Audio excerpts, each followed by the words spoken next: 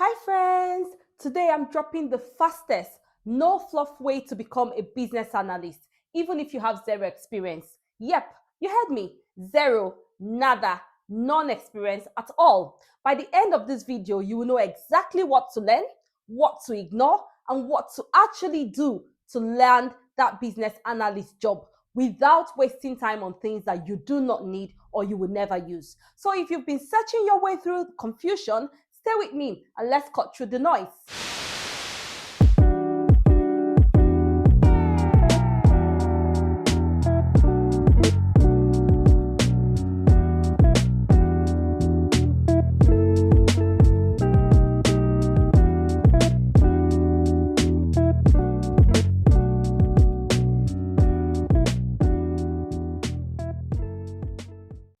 Let's start with the why.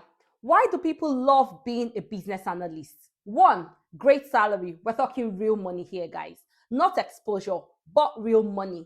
Secondly, it is not an IT role, but it is also an IT role, meaning it's a non-technical IT role where you do not need any coding or no coding is required unless you want to do that.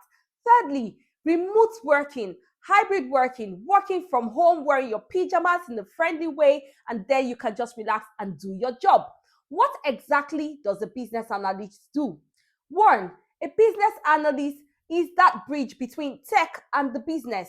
They are the translators, the interpreters, the middleman that keeps, the piece in the business together. They are the one that used to say, we need to do this now, and this is how we're going to do this. This is the gap that the people are facing, and there are the things that we need to do. We need to get in touch with the tech guys. We need to put these things in place. That is what the business analysts do. In short, you help businesses figure out what they need, how technology can solve that problem without confusing everybody in the process. Yes, it varies a bit by company, but if you can talk business goals and turn them into actionable insights, then you are halfway there. All right, here's the game plan. To land that business analyst job, you need three things. The first one, you need to prove that you are qualified. How would you be able to convince recruiters that you are legit, that you are the right person for that job? That is what the qualification angle does. Secondly, you need the right skills. I'm talking about skills that you can get and the skills that you'll be using just about when you get the job, not all of the skills that are not required or not needed. Thirdly, you need to have a right CV. How do people know that you are the right person? How would the hiring manager see you, the recruiter or the ATS see you if you don't have the right CV that puts you through the door? Let's break the steps down. The first step on how to get qualified. Yes, have you got a degree in business administration, in finance, in economics, even in management, information system, or data science? Yes, you are golden if you've got that. But if you haven't, don't stress about it. There are some online certification that you can actually do, and that will make a difference. So we're talking things like the Certified Business Analyst Program. This will cover the basics such as business analysis, modeling and reporting, real case studies, hands-on projects, tools like Jira, Excel, Tableau, or even the AI tools like Gemini and ChatGPT. So another program that you can do is the postgraduate program. This goes all out. So if you're somebody that wants to go all out, it takes about 6 months to finish this and it will give you a solid foundation on how to get qualified as a business analyst. So getting qualified helps you get the interview. But now let's talk about what skills you actually need that matters as a business analyst. That takes us to the next step, learning the right skills. Don't waste time learning 10 different coding languages or focusing on things that are not required. Let's focus on the things or the skills that are really required for you to be able to actually achieve that job or the skills of a BA. The first one is the requirements gathering and analysis. This skill is really important. Let me explain it. This is what you need when you be talking to stakeholders, when you're mapping processes, or when you're translating that chaos situation into something useful. And that is what requirements gathering and analysis talks about. Secondly, communication skill. Guys, we can't do this without communicating. This is huge. You will need to talk tech, you will need to talk business, sometimes in the same sentence, but no pressure, because these are terminologies that you can learn as you're doing your qualification. You can always learn these terminologies, and you can also learn these terminologies on the job. Thirdly, data analysis.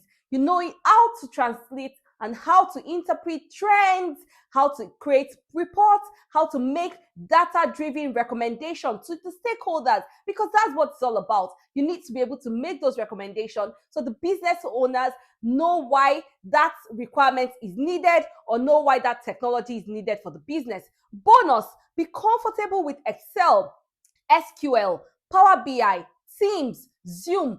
These are basic tools that you use every day, and they can help you to get that BA job.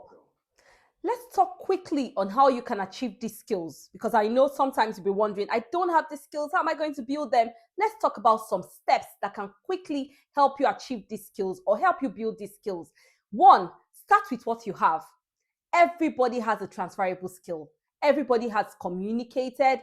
Everybody has a way or has talked about statistics or has dealt with analytical skills. Start with what you have. Then dig deep and build from there. Ask questions, volunteer, practice, as they say, makes perfection. If you don't practice those skills, you won't be perfect in it, but make sure that you're asking the right questions. Secondly, do a gap analysis. Compare where you are now and where you want to be. So how well can I communicate? How fluent am I with communication? How advanced am I in my Excel skill? That will help you to know where you are and where you're headed to. What do you need? That's the gap. What's that gap and how do you make it happen? Then make plans to learn on how to close that gap. This also helps you when you're preparing for your interview, because when you're learning some of these skills, they are also helpful and you can talk about them in your interview and showcase them on how you've used them. It's all about learning. Thirdly, use your network. Start with the people that you know, your friends, your co-worker, the random guy that you met, on one of those networking events. Yeah. Then hit LinkedIn. Cold DMs can work, but warm intro works better. But why I've said that you should start with the friends that you know first, because sometimes when you send a cold DM to people, they don't respond to you, and that can cause some frustration. Lastly, manage your expectation. Don't hold deep into that 50K job and say, if I don't have that 50K job, I'm not going to start. Start small. Experience is experience, but no experience is a waste, and every step counts.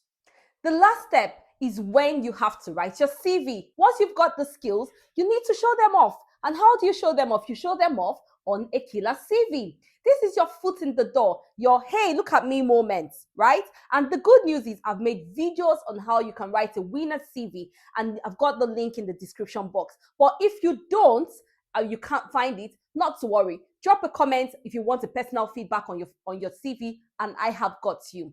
And that's a wrap. Let me know in the comment section which of these tips helped the most, or tag a friend who needs them ASAP. If this video has helped you, don't forget to like, don't forget to share, don't forget to subscribe, hit the notification bell so you never miss any of our weekly videos when it comes out. Till we meet in the next one, stay curious, stay consistent, and see you next week. Bye!